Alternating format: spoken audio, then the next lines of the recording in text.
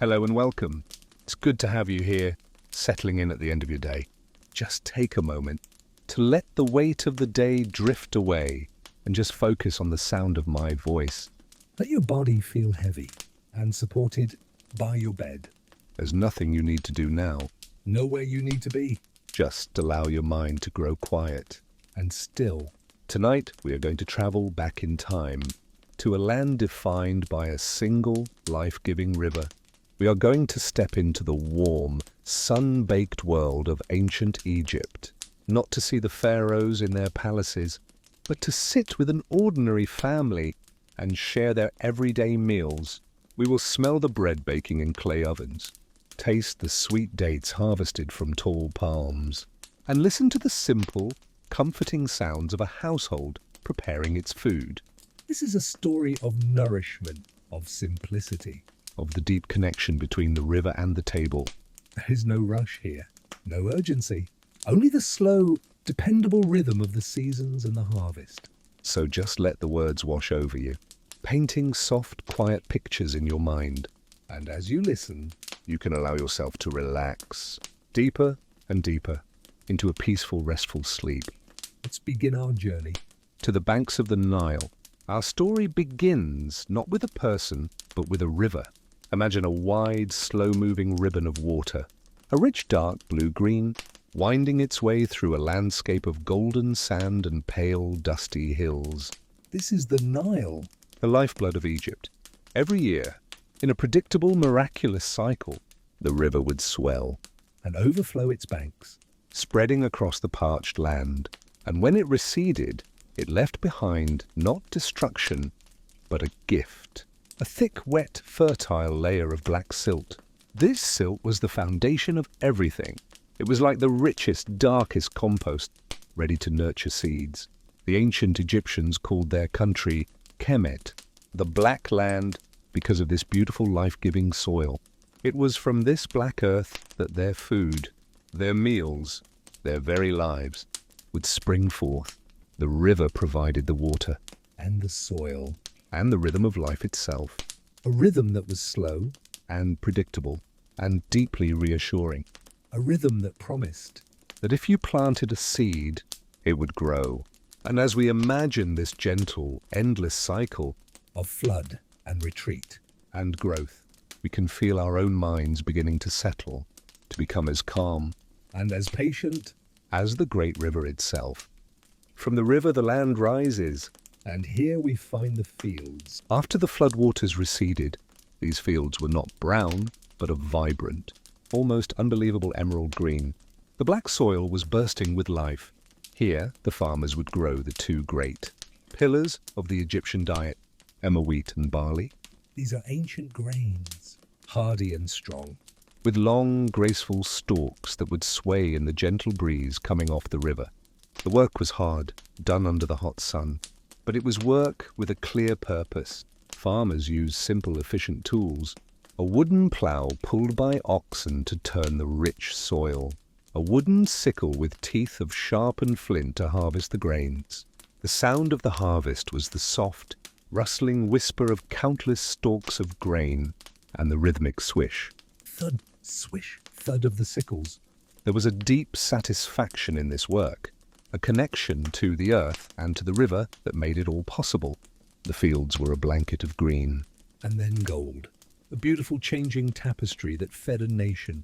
And as we imagine this sea of green swaying gently under the vast blue sky, we can feel a sense of abundance And peace. washing over us. The heart of the home, the kitchen. For most Egyptians, the kitchen was not a separate room inside the house. It was often a shaded area in the courtyard, a space open to the air to let the smoke from the cooking fire drift away. The floor was packed earth. The main feature was a simple, open fireplace, or perhaps a low clay oven. Shaped like a beehive. The tools were simple and made of clay, or stone, or wood. There were large storage jars called amphorae for holding grain, and smaller pots for water. And oil. There were grinding stones. Two heavy stones, one flat and one rounded, used for grinding grain into flour. This was a daily task. And the sound of grinding. The soft, crushing, rhythmic sound was a familiar morning melody in every home. The air in this courtyard kitchen would be rich with smells: the clean, dusty smell of grain, the earthy smell of clay pots, and as the day went on, the warm, comforting smell of baking bread. It was a simple space, A functional space.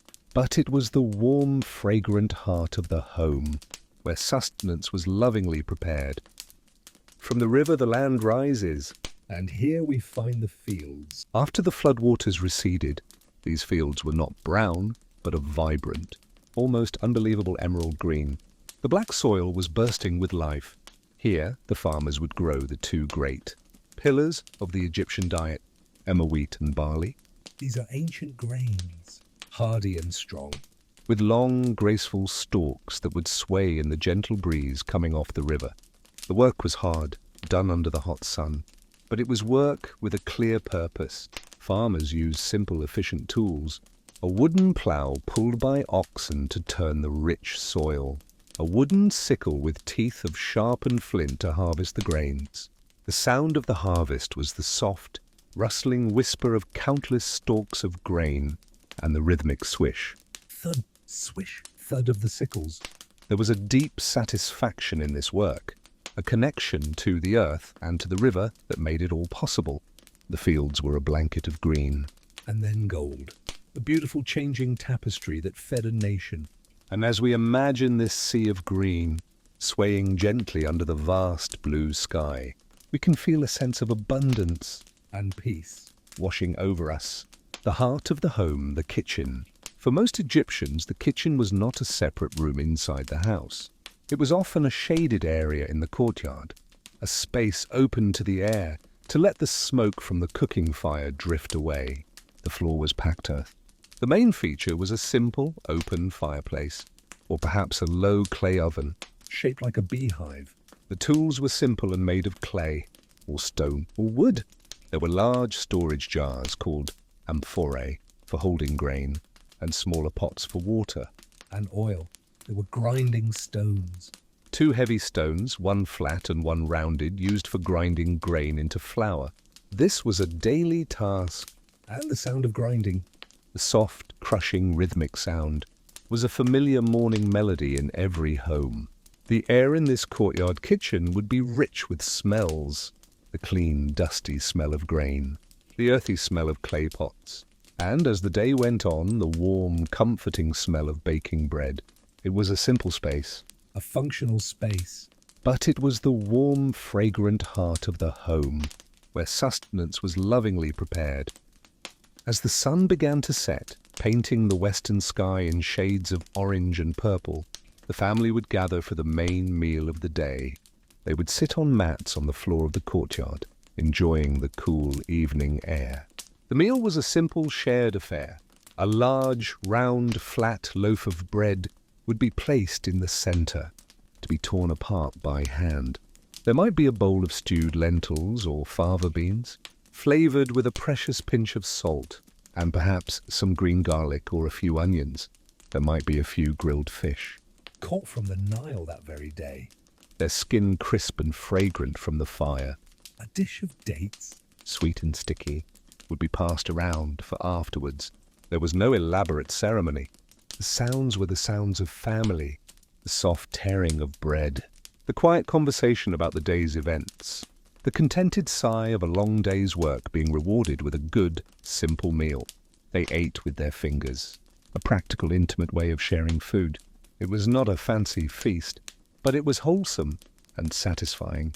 And eaten in the company of loved ones. Under the slowly emerging stars, and as we imagine this simple, shared supper, we can feel that same sense of contentment, a feeling that all our needs are met, that we are safe and nourished, and can face the night with a calm and steady heart.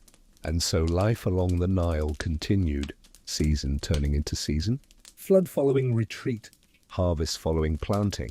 The meals were simple, born from the black earth and the life-giving river, prepared with patience and care. And shared with gratitude. The rhythm of eating Of baking. Of brewing. was as steady and reassuring as the flow of the Nile itself. That world is quiet now. But the peace it held, the simple, profound connection to the earth and the water, that feeling remains. It is a timeless peace, found in the sharing of a simple meal, in the warmth of the oven, in the sweetness of a date picked from the tree. And you can find that peace now. As you lie here, safe and warm, you can let the images fade, let the stories of the Nile melt away. And just hold on to that feeling of quiet and stillness. The gentle lapping of water, the warm smell of baking bread, the deep, satisfied feeling of a simple hunger being met. No Egyptian meal was complete without the humble onion. It was a staple of flavor and even a form of currency for the laborers who built the great monuments. Imagine vast fields, not of golden grain, but of vibrant green shoots, each one reaching for the sun.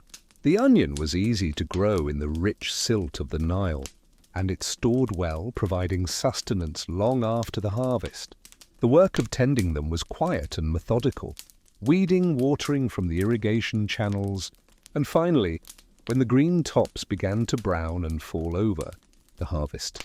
The farmer would gently loosen the earth around the bulb and pull, revealing the papery skin and the crisp, white layers beneath. The air in an onion field was sharp and clean, a pungent, earthy smell that spoke of good, strong flavor to come.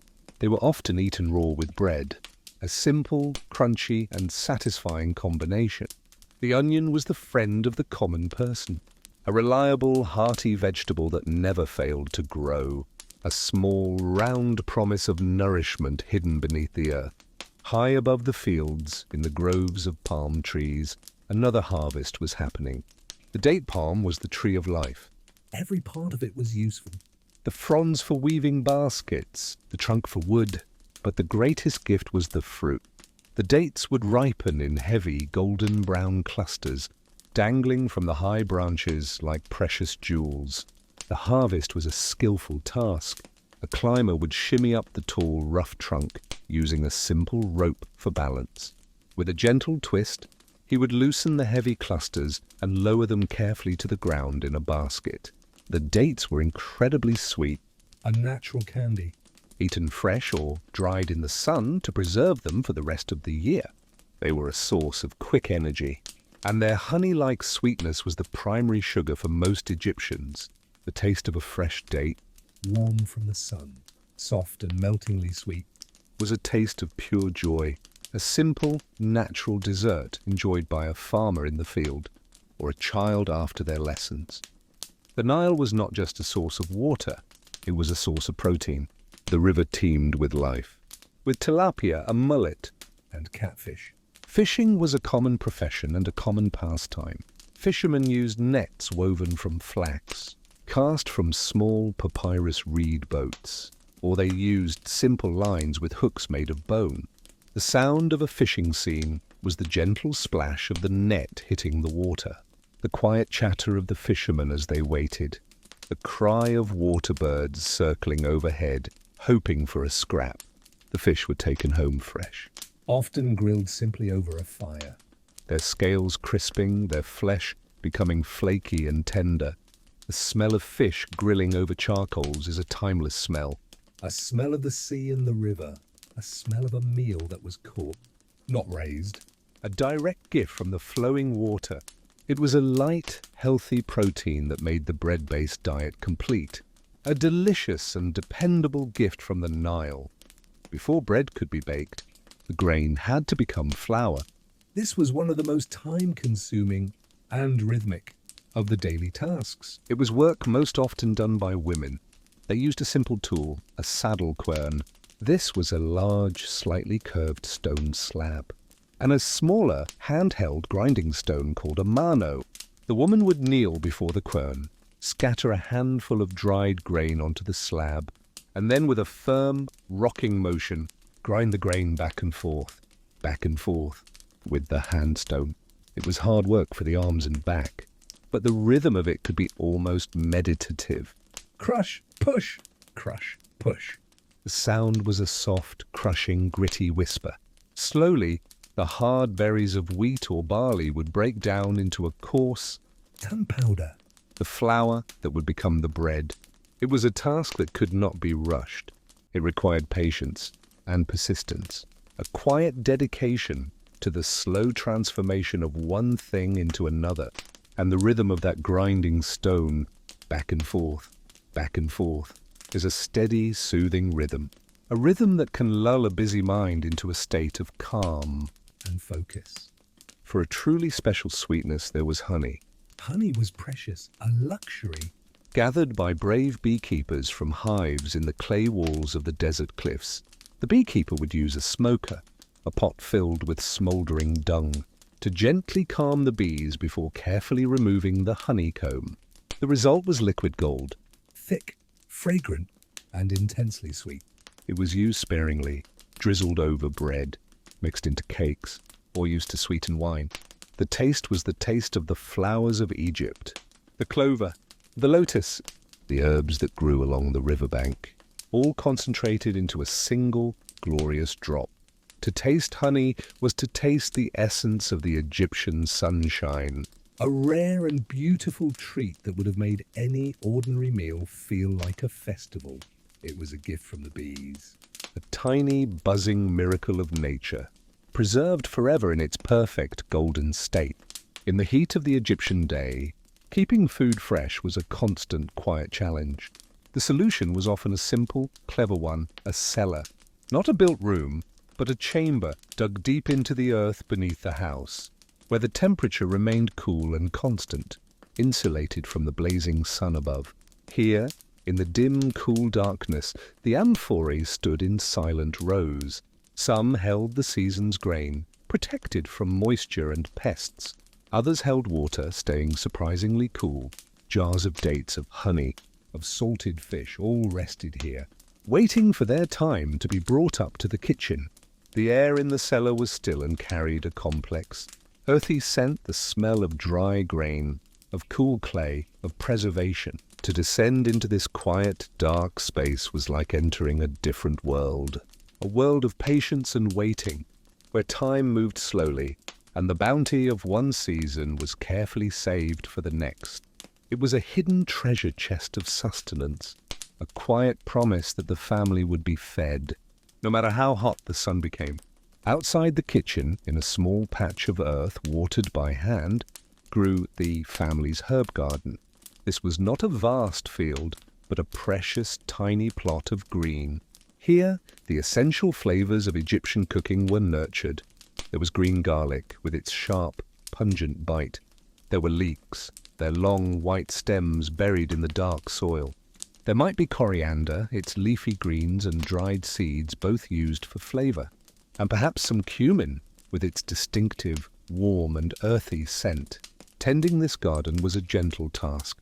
The smell of the damp earth and the fragrant herbs was a morning ritual. To pinch off a few leaves of coriander to add to a pot of lentils, to pull a young onion for the evening stew, these small actions connected the meal directly to the earth. The flavors were not overpowering, but subtle and fresh. A way to elevate the simple ingredients into something truly delicious. The herb garden was a small corner of controlled nature, a testament to the desire for flavor and beauty in everyday life.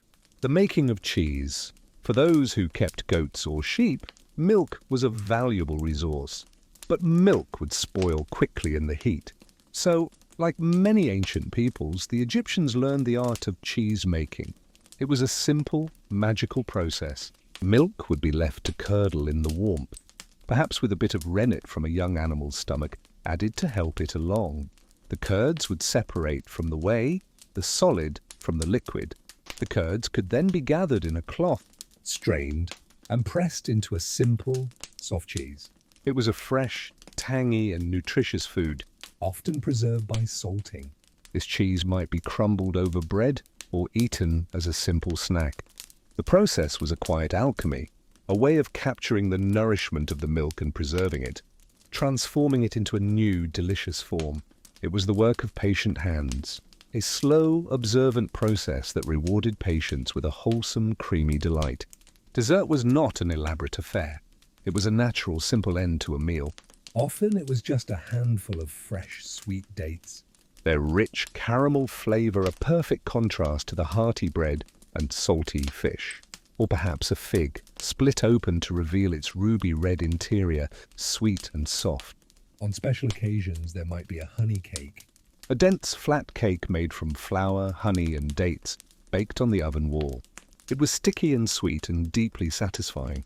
There were also roasted tiger nuts, small, tuberous roots that were chewy and nutty, eaten as a snack.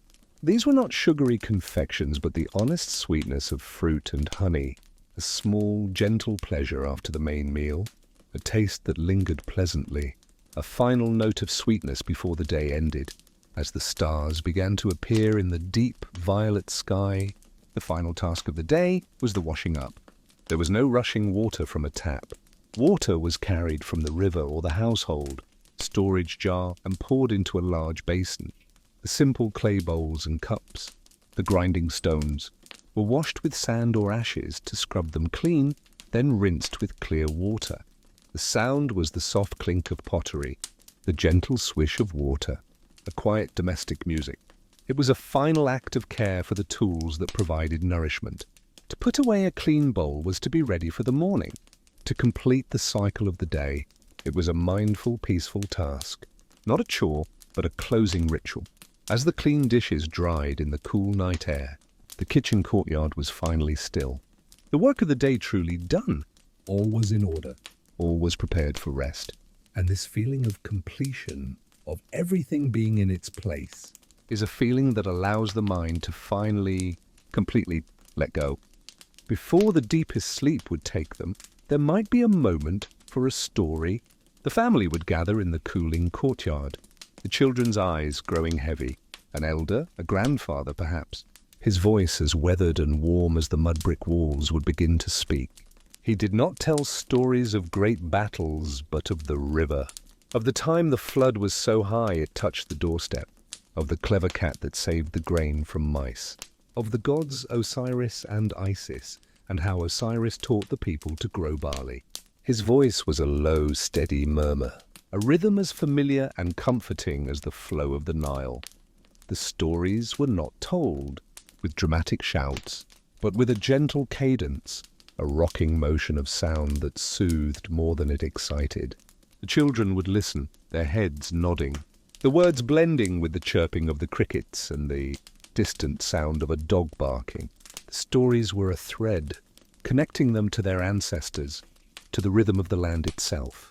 And the sound of that gentle, storytelling voice is one of the oldest lullabies in the world. a sound that tells the mind it is safe. It is time to let go.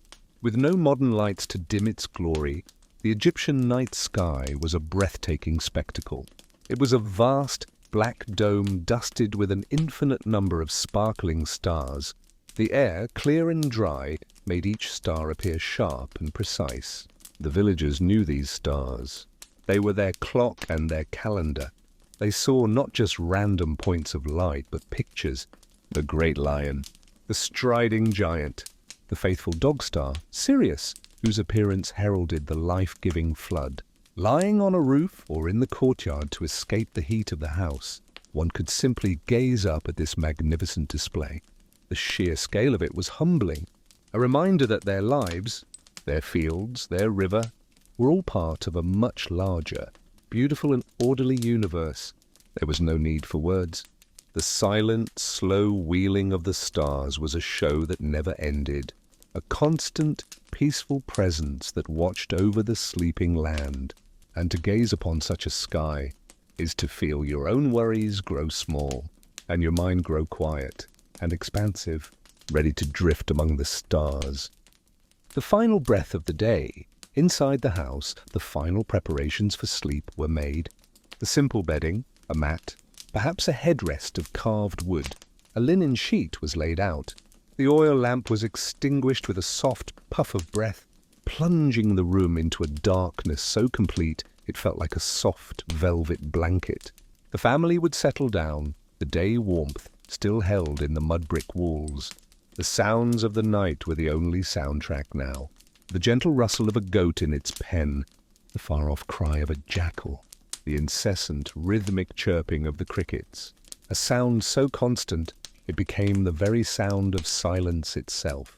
These were not noises of alarm, but sounds of the world continuing its turn, of nature keeping its watch. They were a comfort, a reminder that life was all around, peaceful and enduring. The breath of the sleepers would begin to slow, to deepen, to synchronize with the gentle rhythm of the night. And what does an Egyptian farmer dream of? Perhaps he dreams of his field. But in his dreams, the stalks of barley are as tall as palm trees, and the ears of grain are heavy with gold. Perhaps he dreams of the river, and he is in his felucca boat, but the boat has wings, and he is sailing not on the water, but through the starry sky itself, his sail catching the solar winds. Or perhaps his mind, so tired from the sun and the good work, dreams of nothing at all. A deep, black, silent peace, a rest so complete that the body itself seems to become part of the earth, Part of the mud brick. part of the night.